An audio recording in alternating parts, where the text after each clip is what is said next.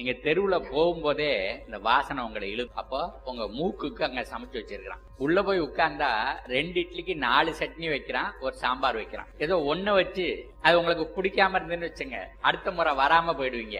பிரியப்பட்டதை சாப்பிடணுங்கிறதுக்காக 4 சட்னியும் ஒரு சாம்பாரும் வைக்கிறான் அந்த 2 இட்லிக்கு. அப்படியானா அங்க என்ன செய்யறான்? நாக்குக்கு செய்யறான். மூக்குக்கும் நாக்குக்கும் அங்க உணவு தயாரிக்கிறான். நம்ம உடம்புக்கு உணவு அங்க இல்ல, இருந்தாலும் அதுகள் மட்டுமே பெருகிட்டே இருக்கு. நாட்டை அழிக்கிறதுக்கு அணுகுண்டெல்லாம் வேண்டியது இல்ல. வெறும் இட்லி கடைகளும் டீ கடைகளும் காப்பி கடையும் போகுது. இந்த டீயும் காப்பியும் வெள்ளைக்காரன் நமக்கு அறிமுகப்படுத்திட்டு போனா அது நம்ம பசியை அடக்குத ஒழிய பசியை ஆத்தல. வேற வழி இல்லையே, வேற வழியை பத்தி நம்ம யோசிக்கவே இல்லை. நம்மளார் சொல்லும் போதான் வேற வழி இல்லையேங்கிறமே ஒழிய நம்ம வேற வழிகளை பத்தி யோசிக்கவே இல்லை. கொஞ்ச நேரம் சாப்பிடாம இருந்தா ஒண்ணும் ஆயிடாது. வெளியில எப்ப போனாலும் வீட்டுக்கு திரும்பி வந்துடலாம், வீட்டுல வந்து சாப்பிட்டுக்கலாம். அப்பப்ப கொஞ்சம் தண்ணியை குடிச்சுக்கலாம், ஒரு இளநியை குடிச்சுக்கலாம், ஒரு எலுமிச்சம்பழச்சாறை குடிச்சுக்கலாம். பசியை கொஞ்சம் அப்படி தள்ளி போடலாம்.